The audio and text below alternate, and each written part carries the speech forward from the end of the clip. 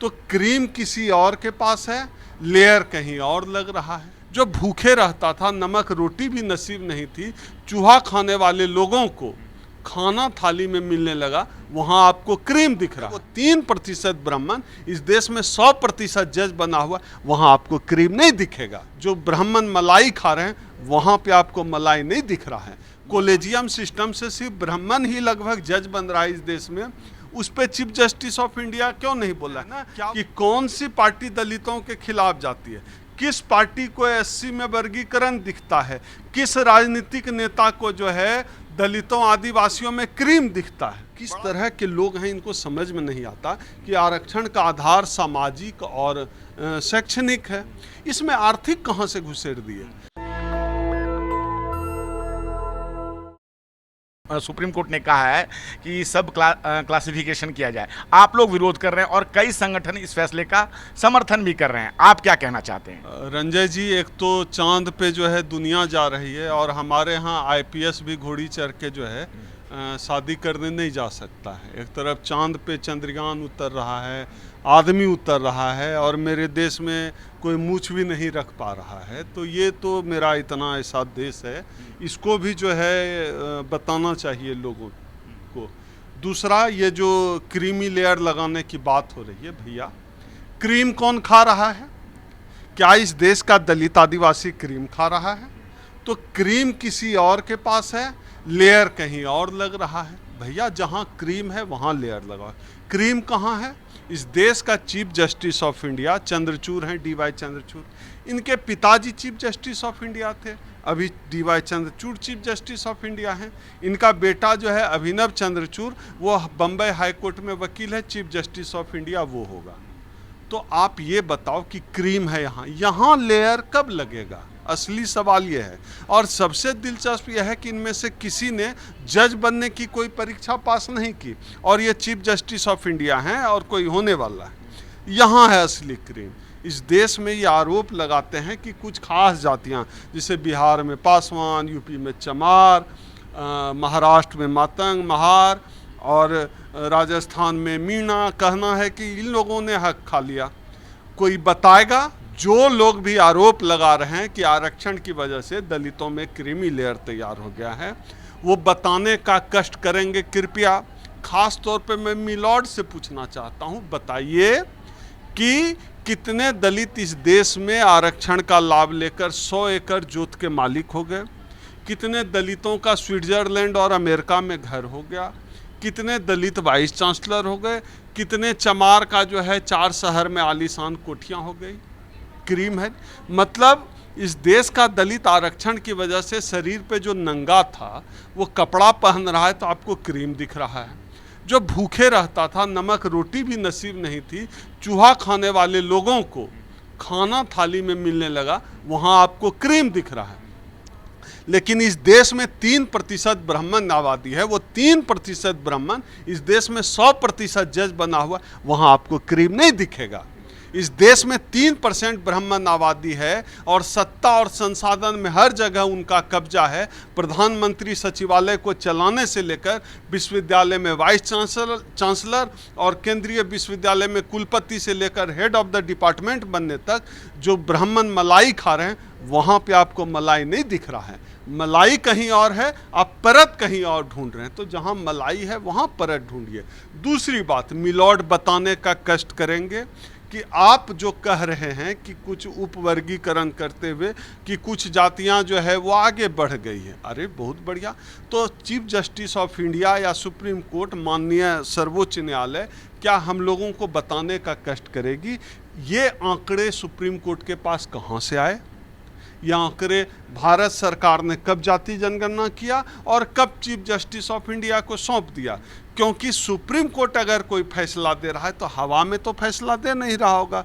Supreme court फैसला दे रहा है तो उसका आधार होगा, और इसका आधार केवल और केवल यही हो सकता है कि सुप्रीम कोर्ट के पास जो है, सुप्रीम कोर्ट को हाथ लग गया है जाति जनगणना का रिपोर्ट, उसमें उन्होंने देख लिया, करे भैया फलां जाति फलां का हक खा रहा है, तो ये रिपोर्ट उनके हाथ लग गई है।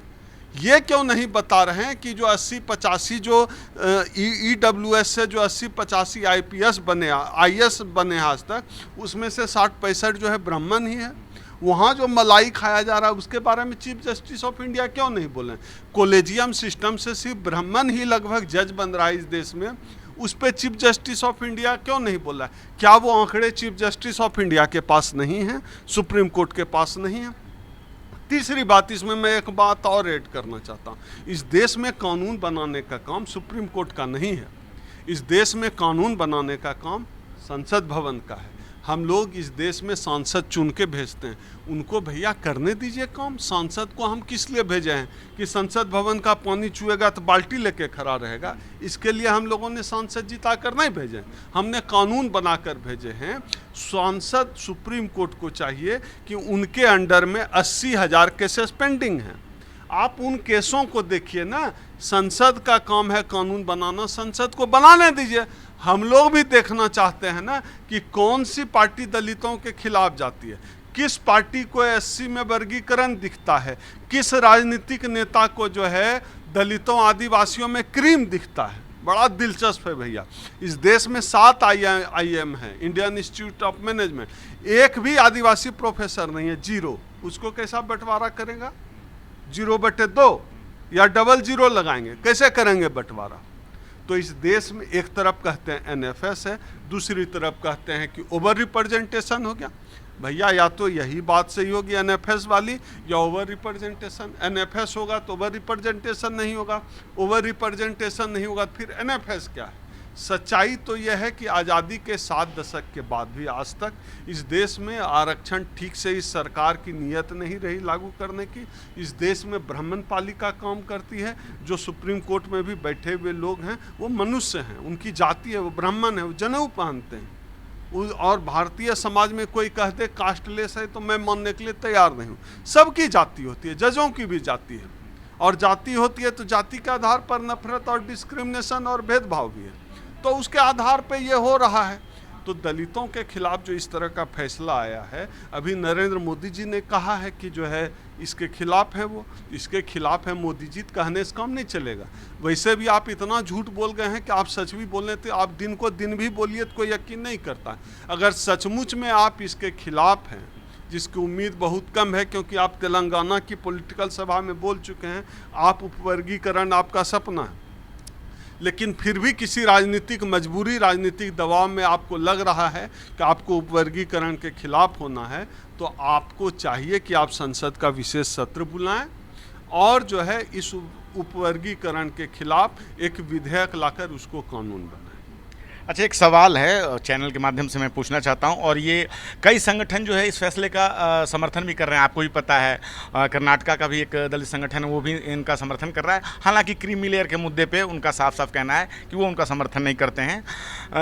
जो इसमें जो वर्गीकरण किया जा रहा है कि जाटव हैं और भी जो जातियाँ हैं, ये आरक्षण का फ़ायदा इन्होंने ज़्यादा उठाया है, और जो है कुछ जातियाँ जो है मान लीजिए वाल्मीकि समाज हैं, खटी हैं, वो अभी पीछे हैं, आरक्षण का फ़ायदा उस अनुपात में नहीं उठा चुके हैं। तो आपकी तकलीफ़ कहाँ पे है? आप जो है उनको अगर ज़्यादा आरक्षण मिलेगा, आपकी तकलीफ़ यहाँ है कि दलित समुदाय जो जिस तरह की OBC में भी वर्गीकरण किया गया था 1992 में, और जिसे वो जो बट गए थे, तो आपकी जो तकलीफ़ है उनके बटने से है या आपको कम आरक्षण मिलेगा और उनको ज़्यादा आरक्षण मिलेगा उससे है? ऐसा है भैया, इतना ही संवेदनशील है सुप्रीम कोर्ट, इतना ही संवेदनशील अगर देश के प्रधानमंत्री और तमाम लोग हैं, तो क्यों नहीं आप 10% और बढ़ा देते हैं कोटा? आपको लगता है, एक तो पूरे सिस्टम से बात करना पड़ेगा, हम लोग बात करते हैं तर्क से। एक तो सबसे पहले आपको जाति जनगणना कराना पड़ेगा, जाति जनगणना करा के अगर आपको लगता है जाति जनगणना के आंकड़े सामने आते हैं कि कुछ जातियां पीछे छूट गई, तो आप उनके लिए अलग से और 10% का प्रावधान करिए। वो तो इस 90% है, वो तो हकदार हैं, आपका लेयर भी नहीं टूटेगा, क्योंकि जो 49-50% का सुप्रीम कोर्ट ने दिया था EWS आरक्षण, बॉर्डर लाइन तय किया था, वो EWS आरक्षण ला करके उसको वो खुद ही सुप्रीम कोर्ट तोड़ चुकी है। तो आपको लगता है जाति जनगणना के आंकड़े लाइए, और आपको लगता है कि अगर हम पीछे रह गए, कोई जाति पीछे रह गई हमारी, उसके लिए अलग से 10% आरक्षण दे दीजिए। ये तो साधारण सा रास्ता है, लेकिन इस पूरे मसले को हम लोग ऐसे नहीं छोड़ेंगे।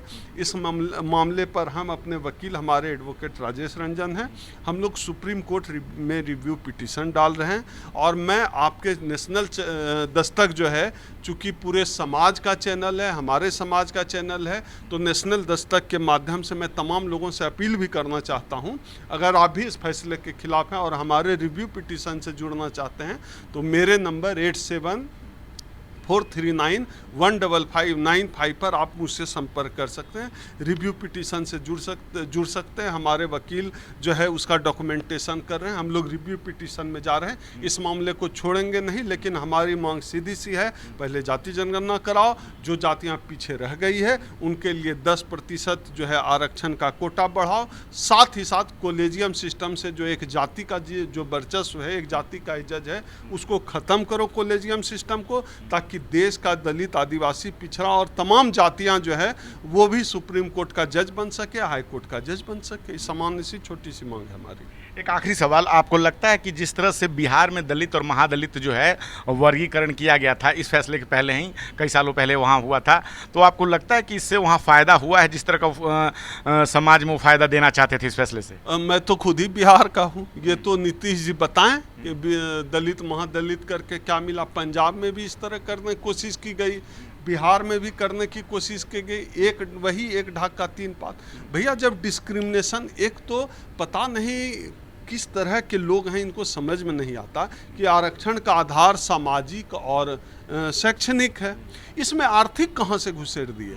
आर्थिक कल्याण की योजनाएं तो 38-39 पहले से चल रही है, उसमें जाके लगे ना आर्थिक सुधार। आरक्षण को आर्थिक सुधार का कार्यक्रम है क्या? सब कुछ में आर्थिक घुसा दे रहे हैं।